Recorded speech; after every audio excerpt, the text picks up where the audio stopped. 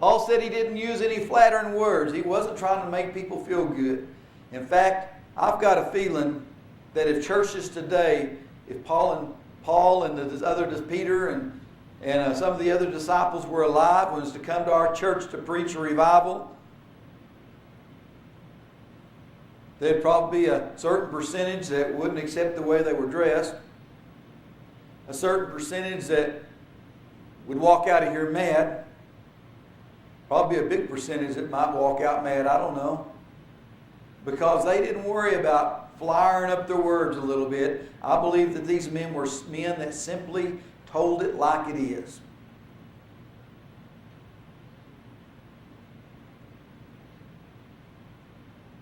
I believe that they were probably pretty strong with the way they preached the Word of God. They wasn't worried about what men thought about them. Their only concern was, what does God think with you? And I was talking to a guy here the other day. I told him, I said, it was at the LJC camp. There were several people there at the LJC camp that was fixing to start churches. And one man was so excited when he found out that I'd started Biblical Apostolic Church, when we started Biblical Apostolic Church. And I told him, I said, I feel like that everybody that pastors a church ought to start a church if they want to pastor one. I said, because for one thing, you have a whole new respect for it whenever you've made the sacrifices and you've started building it. It's kind of like a home or any other thing that you might start building on. If you take and build a home on your own, you get kind of aggravated when somebody comes in and starts putting marks on the wall, or somebody comes up and punches the wall. You always seeing people that talk about trying to act like how tough they are because when they got mad, they put their fist through the sheetrock. Well, fix a little sheetrock and you'll think a little differently about putting your fist through the sheetrock. I can assure you, it makes a big difference. And I would to God that everybody that wants to put their fist through the sheetrock that's never done sheetrock work could catch the stud. Amen. If fixing the sheetrock don't fix them, hitting the stud will. It makes a big difference. And so, but what I'm striving at is if you've got a car and you've spent a lot of money in it, you put new wheels on it, you go out and polish it up, only to come have somebody in the parking lot come through there and get a key and run down the side of it with a key. When you've got a lot of time and money invested in it, the more you've got invested in it, the more aggravating it is to see somebody come along and try to tear it up for you. Paul, as he begins to talk about the church, this is what he was talking about in these two verses. He's had a lot of time and effort invested, worked with building this church.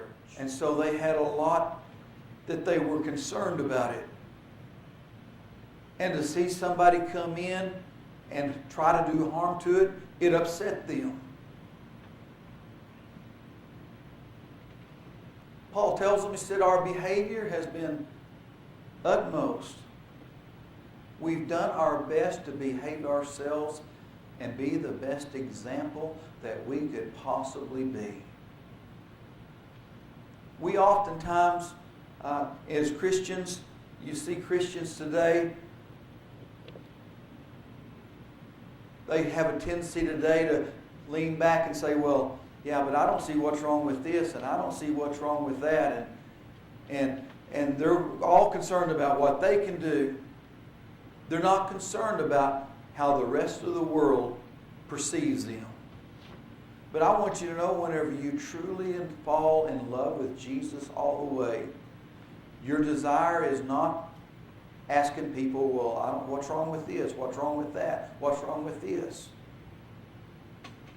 But when we fall in Jesus, in love with Jesus, and Paul is telling them, because I wanted to be the best example He said, we labored and travailed, our laboring night and day. And you are witnesses with God also how holy and justifiably and unblameably we have behaved ourselves among you that believe. Why? Because Paul was more concerned about what others thought than he was about what he done himself. His whole aspect of everything he done was, what will they think of me if I do this? And Paul's saying, I put forth the very best example that I could possibly put forth.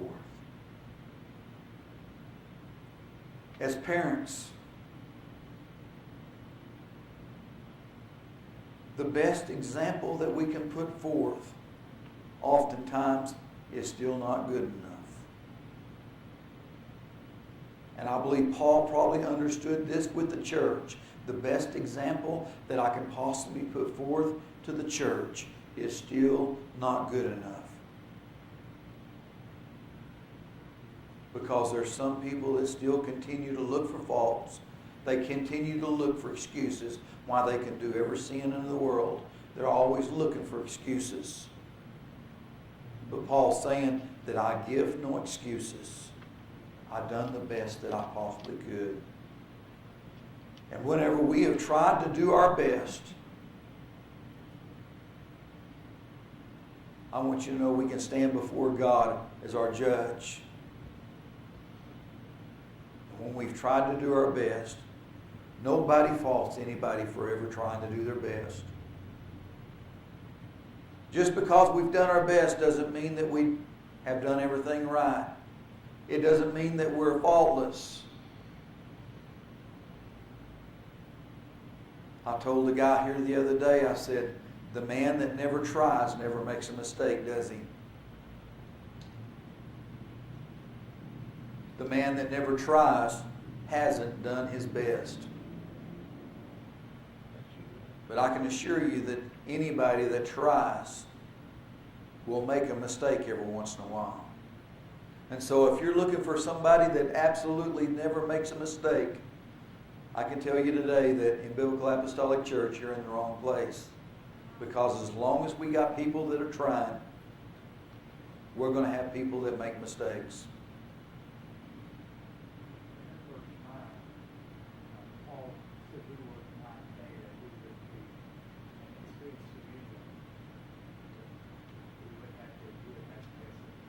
Uh-huh. One of the verses just before that, we came into you not to covet Just for the money. Paul, one of his statements, he said, I never knew sin. But the scripture said, thou shalt not covet. Uh-huh. We know a couple that her dad made enough money to pastor the church that brought all three of his kids to slaughter. Paul was saying, we're not in this for money. Yeah.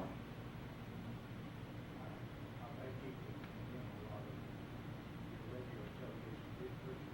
I think so too. I think so too.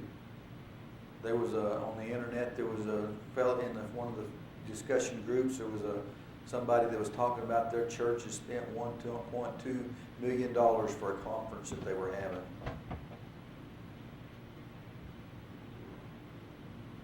And of course, it didn't take but once that ones who was mentioned, probably the second one to come back, said how many children that were starving with that feed.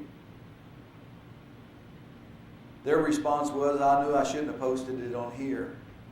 But what they were trying to say is they come back and responded again about what they had spent to put on a conference is the fact that it's all about money anymore today. It's all about money. And like Brother Moon said, what would the apostles do if they was to come back and see the money that people are worried about in a church?